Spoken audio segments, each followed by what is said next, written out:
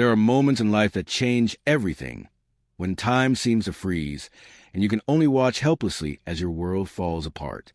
For me, that moment came the day I walked into my boss's office, expecting a routine meeting. Instead, I overheard a conversation that shattered my existence. "Yes, darling." My boss's voice floated through the slightly open door, smooth and confident. "I've already arranged for his termination.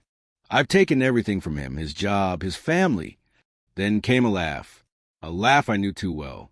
"Rachel, my wife, I've been dreaming of getting rid of that loser for so long," she giggled. The words cut through me like a blade. My chest tightened, my vision blurred, my hands trembled. The two people I trusted most, my wife and my boss, had betrayed me, and I had no idea why. I pushed the door open. They turned, startled, but only for a second. My boss smirked. Rachel didn't even look ashamed. "Oh, David," my boss said smoothly, leaning back in his chair. "We were just talking about you." My throat felt dry. My pulse pounded. What the hell is going on? I asked, my voice hoarse. Rachel sighed, exasperated. She looked at me the way someone looks at a stain on their shirt, annoyed, but not surprised. At that moment, my life as I knew it was over. But years later, I became someone unrecognizable, wealthy, powerful, and ready to destroy them both. She couldn't wait to be rid of me. "You really are clueless, aren't you?" Rachel sneered. I turned to my boss. "You're firing me?" He smirked. "Not just firing you, David. I'm making sure you never work in this industry again." It felt like the ground beneath me was disappearing. "But why?" I choked out. Rachel laughed, cold and cruel. "Because I don't love you, you idiot. I never did. You were just a stepping stone." She grinned wickedly. "And now I'm stepping over you." Then, as if to hammer the final nail into my coffin, she walked around the desk, leaned down, and kissed my boss, right in front of me. In the span of an hour, I lost everything. My job, gone. Blacklisted. No chance of ever working in my field again. My marriage. Rachel filed for divorce that same day. My home. Since she had already set everything up legally, I was forced out immediately. It wasn't just a betrayal. It was a calculated attack. Rachel and my boss had been plotting this for months, maybe even years. And the worst part? I had loved her. I had trusted them both. The days that followed were a blur. I went from being a respected professional to a complete nobody. I begged for jobs, but every company mysteriously rejected me. My boss had used every connection. He had to ruin me. I ended up in a cheap motel, surviving on fast food and instant noodles, while Rachel moved into my boss's mansion, living without a care. She had replaced me so easily, and I was left with nothing. For a long time, I considered giving up, but then something inside me snapped. I wasn't going to beg. I wasn't going to crawl back. I was going to rebuild. And one day, when they least expected it, I would bring their world crashing down. I left town. For 5 years, I disappeared. When I returned, I was unrecognizable. What did I do in those 5 years? I built a fortune. I started from nothing, working low-wage jobs while learning everything I could about business, investing, and power. I took risks, launching a small investment firm. Within 2 years, I was making 6 figures. By year 5, I was a multimillionaire. And I built something even more important than wealth, a network. I connected with the kind of people who control things. CEOs, politicians, media moguls. I learned the intricacies of true power. And over time, I meticulously crafted my plan for revenge. I never lost sight of my goal. Every dollar I earned was another step toward destroying them. Every victory I earned, every achievement I reached, was for one purpose, to take back everything they stole from me and destroy them. I returned to the city transformed. No longer the broken man they had left behind. I was now a wealthy investor, a powerful businessman, and the perfect instrument of vengeance. Step 1. Seizing his company. My former boss had no idea who I had become. He was still wealthy, still successful, still comfortable, thinking he had won.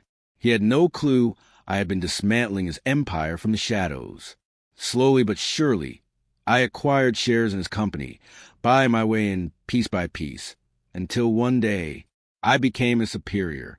When I walked into his office, my office now, he nearly had a heart attack. "David?" he stammered, his eyes wide in shock. I smiled. "It's Mr. Carter now." That same day, he lost everything, just as I once had. Step 2, the ultimate betrayal. Rachel was still living a high life, married to a man who was now jobless, bankrupt, and humiliated. But I wasn't finished yet. I had one final move to make. She had no idea who the new CEO was when she applied for a job. Confidently, she walked into my office, a smug smile on her face, until she saw me. Her expression drained of color.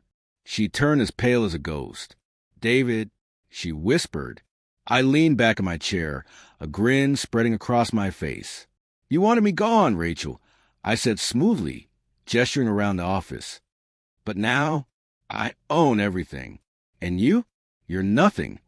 I handed her a termination letter. Her lip trembled. "David, please. I made a mistake." I stood up, my gaze cold. "No, Rachel," I said, voice calm but firm. "You made a choice."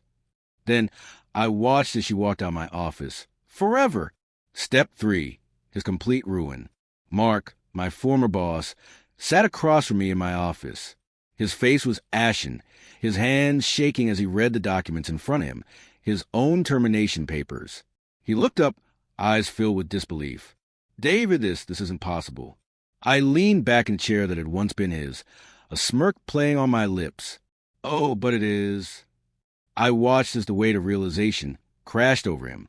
His company, his legacy, everything he had built was now mine. The man who had once fired, humiliated, and destroyed me was now at my mercy. I was the one in control, the judge, the jury, and the executioner. Mark's downfall wasn't just financial. It was personal, public, and absolute. And I never once looked back. I had quietly and strategically acquired the majority of shares in his company. Once I was in control, there was no turning back. I cut his salary to nothing. Then I forced him out. The board turned against him. His allies disappeared. That same day, the media exploded with headlines. CEO Mark Reynolds ousted in a ruthless takeover. Company now controlled by the former employee he fired. Step 2, public humiliation. I exposed everything.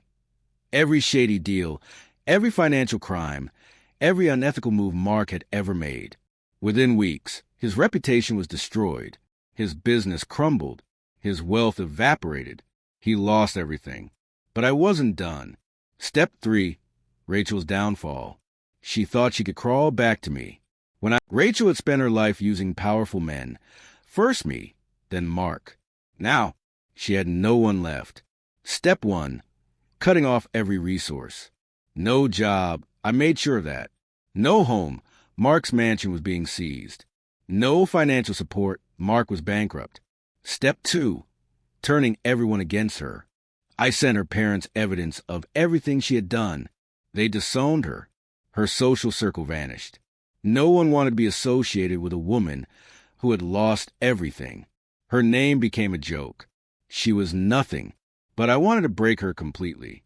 A month later, Rachel called me. Her voice was weak, almost unrecognizable. "David, I have nowhere to go." I chuckled. Not my problem. Silence. Then sobbing. I loved you," she whispered. I smirked. "No, Rachel. You love what I gave you. Now you have nothing."